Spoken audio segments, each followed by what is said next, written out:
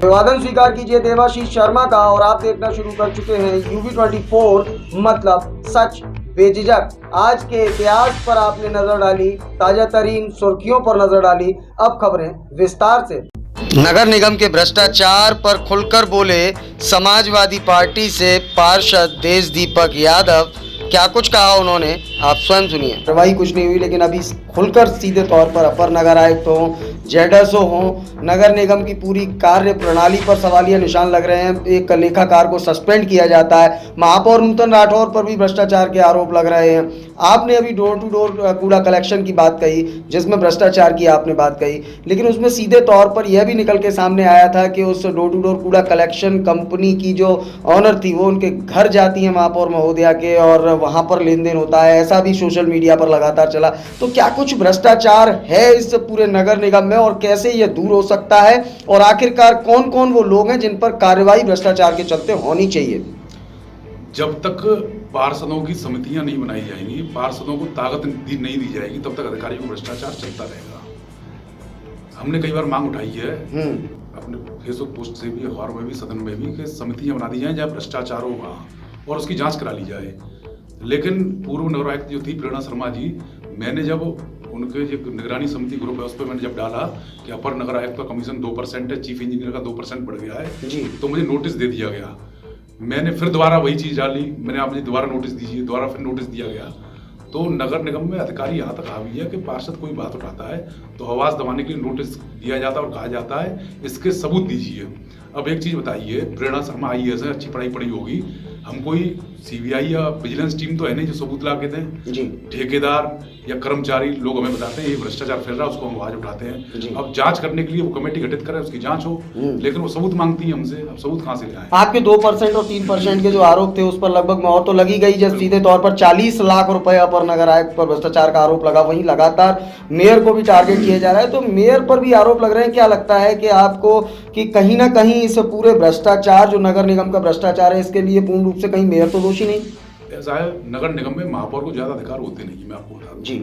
महापौर को केवल अधिकार डीजल अपनी गाड़ी में लीजिए, नगर निगम की गाड़ी में केवल निरीक्षण करिए जी। अब सरकार ने एक उनको अधिकार और दे दिया काम पास करने का जी। निर्माण कार्यों को बस 2 ही अधिकार है, बाकी नगर निगम में अफसरशाही हावी रहती है प्रतिनिधियों पर, क्योंकि सारे अधिकार सरकार द्वारा अफसरशाही को दे दिए गए जी।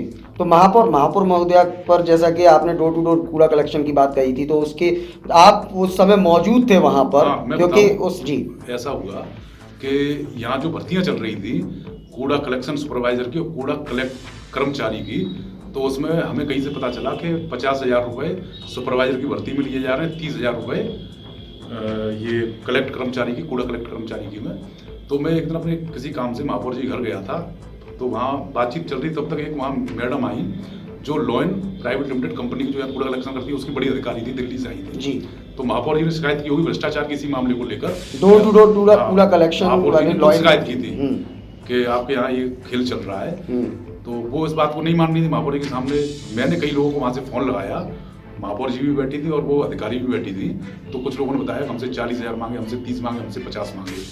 तो यहाँ एक करके रितेश कपूर यहाँ मैनेजर था उस समय जी, तो उसको इन्होंने कहा कि जांच करेंगे और जांच होने के बाद उस मैनेजर को अपनी कंपनी से निकाल दिया। अब ठीक है, जब निकाला है तो कहीं ना कहीं दोषी है। अब जब दोषी है, जब उसको निकाला तो फिर ये जो पैसे ले लिए शहर के कर्मचारियों से, ये कौन? लेकिन लोग तो सोशल मीडिया पर ये कहते हैं कि वो जो थे वो लोग ईमानदार थे, उन्होंने रिश्वत नहीं दी इसलिए उन्हें हटा दिया गया। बाद में उनके हटने के बाद वही महोदया जिनका आप जिक्र कर रहे हैं उन्होंने रिश्वत पहुंचाई वहां लाखों रुपए की, और उसके बाद उनका कूड़ा कलेक्शन का टेंडर शुरू हो गया। नहीं, ये बात मैं इसलिए नहीं मान सकता कि मैंने खुद शिकायत की थी। आपके ही साथी कह रहे थे? हाँ। आपके ही साथी पार्षद कह रहे थे? नहीं, देखिए ऐसा मैंने कुछ नहीं सुना।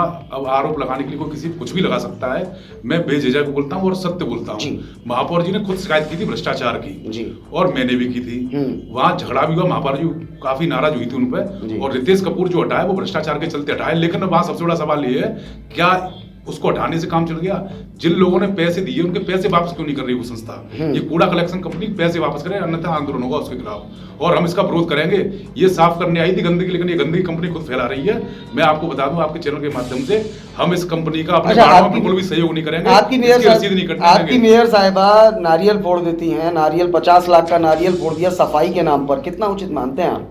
नहीं। आसपास सफाई के नाम पर 50 जैसे लाख रुपए का नाले वाला पेमेंट। मामला है ना, जी। मैंने आज अखबार में पढ़ा था, उसमें जीएम साहब का बयान ये था कि नाले में सिल्ट नहीं है, उसमें गिट्टी, रोरी और वो मलबा निकल रहा है। आप शायद गए हैं वहां कभी? नहीं, मैं नहीं गया। मौके पर जाकर देखिए, नाला मैंने बारीकी से देखा है, नाला जो है सड़क पर है और नाले का पानी सड़क पर लाकर और उसकी सफाई के लिए टेंडर कर देना कितना उचित है। नाले का पानी अगर व्यवस्थित जगह जाएगा, एक कॉमन सेंस की बात है, अगर जेई एई इंजीनियर वहाँ आपके पहुँचते हैं नगर निगम के और वो टेंडर 50 लाख का करवा देते हैं, लेकिन अब वही काम नगर निगम के कर्मचारी कर रहे हैं, पानी भी निकल गया।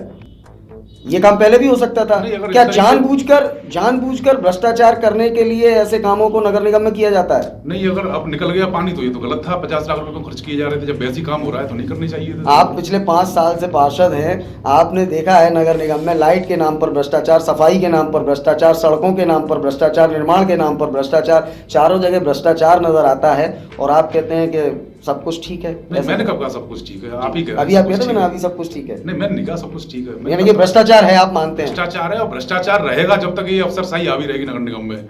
जब तक हम पार्षदों के अधिकार क्षेत्र नहीं बढ़ाए जाएंगे, महापौर के नहीं बढ़ाए जाएंगे, ये भ्रष्टाचार चलता रहेगा। आप कहीं से भी कोई पद उठा ले, नगर निगम में भ्रष्टाचार मिलेगा आपको।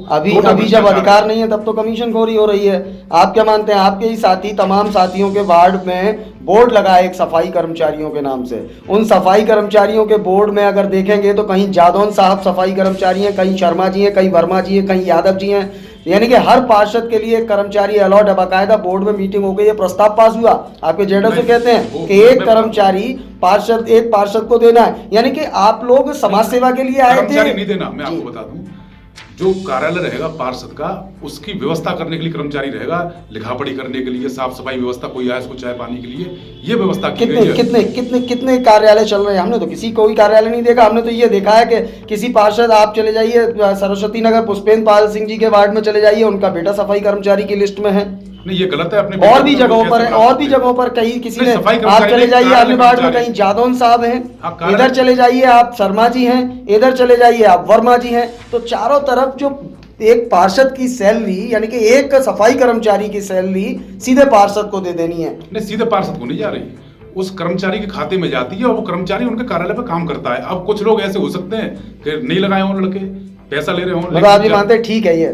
देखिए, मैं एक चीज बता दूं, ठीक है, बिल्कुल ठीक है। हम लोगों को कोई तनख्वाह नहीं मिलती, हम लोगों पर कोई पूरा दिन मेहनत करते हैं। अब परिवार भी देखना है, राजनीति भी देखनी है, समाज सेवा भी देखनी है, तो कम से कम एक सहयोगी तो हमें मिले जो कम से कम काम संभाले हमारा। भाई सारे काम हम अकेले नहीं कर सकते। आप ही कहते हैं 2% 3% कमीशन मिलता है क्या? उससे जब आप लोगों को कमीशन मिल रहा है तो फिर सफाई कर्मचारी के नाम पर सैलरी लेने की क्या जरूरत पड़ रही है? सैलरी हम लोग कहाँ ले रहे हैं? सैलरी तो खाते में जाती है। अपने ही लोगों को मिल रही है तो लेना ही हो गया ना। लोग अपने, जैसे आपने बताया जादौन साहब ने अपना बेटा लगा लिया, ये गलत है। कई वार्डों में है, कई वार्डों में, ज्यादातर वार्डों में ऐसा है। ऐसा नहीं होना चाहिए। जिसके लिए आया है पैसा उसके लिए लगाइए और अपना सहयोगी रखिए अपने कार्यालय पे। अब विधायक जी का कार्यालय है, वहाँ 10 लड़के बैठते हैं, ठीक है। महापौर जी कार्यालय 5 लड़के बैठते हैं, तो क्या पार्षद ही अकेला ऐसा है कि अकेला काम करता रहे? विधायक जी के कार्यालय पर बैठते हैं तो विधायक जी अपने पास से उन्हें सैलरी देते हैं ना कि सरकार के धन से? नहीं, ये आपको मालूम है, अपने पास से देते हैं। कहते हैं वहाँ के लोग कहते हैं कि ये तो उन्होंने स्वयं का वो है सरकार से। और यहाँ महापौर की बात है, महापौर की नगर निगम से सैलरी जाती है। मेरा किसी पे कटाक्ष करने का वो नहीं है। मेरा कहने का मतलब ये है कि देखिए, विधायक जी, सांसद जी, सबके यहाँ लोग रहते हैं, काम करते हैं। भाई हम लोग भी काम करते हैं तो हमें भी एक सहयोगी चाहिए। अब हम कहीं चले गए, कोई आया पीछे लेटर पर लिखना है तो किससे बनवाएं? कितने पार्षदों के ऑफिस है? किसी का ऑफिस तो कहीं नजर नहीं आता। किसी भी मैं अपनी जानता हूँ, मेरा ऑफिस है। एक व्यक्तिगत आपकी बात नहीं हो रही, 70 पार्षदों की बात। मैं आपकी व्यक्तिगत बात नहीं कर रहा, मैं 70 पार्षदों की बात कर रहा हूँ। मुझे नहीं मालूम कितने। भाई ऑफिस का मतलब ये घर में एक कमरा है हमारा जिसमें हम जनता से मिलते हैं। चलिए, फिलहाल आप ये मानते हैं कि नगर निगम में भ्रष्टाचार है और इस भ्रष्टाचार के लिए कहीं ना कहीं जो मुखिया होता है वो दोषी होता है। और बता दूं, जैसे आपने कहा 2-3% कमीशन लेते हैं पार्षद, ये बात सही है, कमीशन पार्षद लेते हैं, कोई नहीं छोड़ता। लेकिन अभी जो सड़क बनी थी 2 करोड़ 9 लाख की, मेरे वार्ड में 8 पार्षद थे, कमीशन मिला, कमीशन में मैंने लाइटें ली और अपने लगवा दी वार्ड में। और खोल के डंके की चोट पे, आपने सामूहिक रूप से कहा था। बिल्कुल, डंके की चोट पे कहता हूं, तो कमीशन क्यों छोड़े? कमीशन लेंगे और जनता का पैसा जनता के हित में लगाएंगे जी, कमीशन नहीं छोड़ेंगे। भाई हम नहीं खाएंगे, कोई और खा जाएगा, बेकार चला जाएगा पैसा। जनता का पैसा जनता हित में लगा दीजिए। चलिए, आप मानते हैं कि यहाँ भ्रष्टाचार है और इस भ्रष्टाचार के लिए कहीं ना कहीं नगर निगम का शीर्ष नेतृत्व। भ्रष्टाचार यही नहीं है, मुख्यमंत्री और प्रधानमंत्री कार्यालय से लेकर नीचे तक सब जगह भ्रष्टाचार है, बहुत बड़ा भ्रष्टाचार है, इसको कोई रोक नहीं पाएगा। कैसे रुकेगा? कैसे भी नहीं रुकेगा, नहीं रुकेगा, बिल्कुल नहीं रुक सकता कभी भ्रष्टाचार। भ्रष्टाचार तो होना ही है। धन्यवाद।